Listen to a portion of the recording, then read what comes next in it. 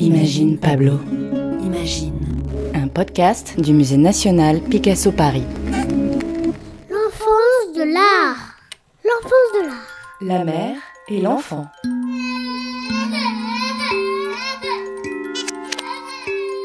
Viens sur mes genoux, mon petit. Voilà. L'enfant se calme instantanément. Nous voici auprès d'une mère et de son enfant.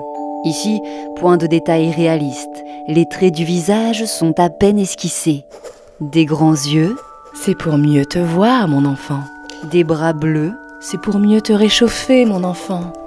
Un trait pour le nez. C'est pour mieux te sentir, mon enfant. Un petit rond pour la bouche. C'est pour mieux s'étonner tous ensemble. Il y a de quoi devant cette toile. Très étrange. Existent-ils vraiment ? Sont-ils humains ? Si vous approchez une vitre près de mes tableaux, il y a de la buée. Mes tableaux respirent. Mais qui parle ? À 12 ans, je dessinais comme Raphaël. Ah, ça, c'est monsieur Pablo Picasso. Il m'a fallu une vie entière pour apprendre à dessiner comme un enfant. Des lignes simples qui nous rappellent les masques africains que Picasso commence justement à collectionner à cette période. Visage de masque fermé à l'éphémère, sans yeux, sans matière. Tête de bronze parfaite et sa patine de temps que ne souille ni fard, ni rougeur, ni rides, ni traces de larmes, ni baisers. Pour mettre ses sentiments dans la peinture, Picasso va à l'essentiel. Pour y parvenir, il s'inspire d'un art venu d'ailleurs, un art venu d'Afrique. Comment dire beaucoup en peu de lignes ? Ici, des taches de bleu, d'orange, de rouge et de vert suffisent à nous montrer l'amour maternel. Cette même année, Picasso peint les prémices du cubisme avec les Demoiselles d'Avignon. Personne ne comprenait. On disait que je mettais le nez de travers, mais il fallait bien que je le mette de travers pour qu'il voie que c'était un nez. Et j'étais sûr qu'il verrait plus tard qu'il n'était pas de travers. La mère et l'enfant a été peint à cette période. On ressent cette grande métamorphose qui s'opère dans le travail de Picasso. Et on découvre la nouvelle vérité qu'il essaye de décrire. Picasso peint la nouveauté, et la nouveauté choque le regard. Et Picasso nous enveloppe, lui aussi, comme la mère enveloppe son enfant.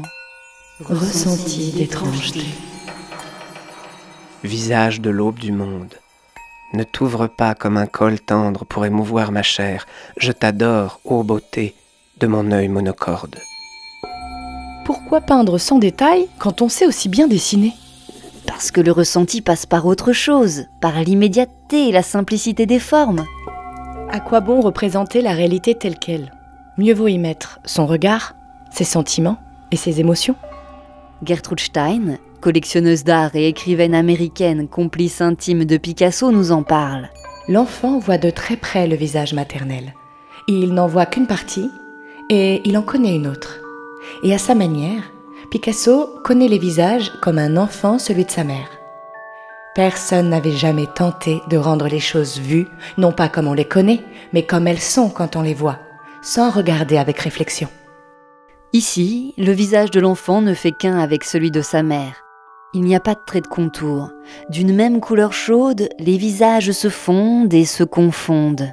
Et c'est le sentiment que l'on a quand on est dans les bras de sa mère. Elle dort et se repose sur la candeur du sable. Kumbatam dort. Une palme verte voile la fièvre des cheveux, cuivre le front courbe. Les paupières closes, coupe double et source scellée, ce fin croissant, cette lèvre plus noire et lourde à peine, ou le sourire de la femme complice. Les patènes des joues, le dessin du menton chante l'accord muet. Un podcast réalisé et conçu par Pauline Coppen et Elsa Denac. Avec les voix de Grégoire le Prince Ringuet, Étienne Launay, Elsa Denac et Pauline Coppen. À retrouver sur le site du musée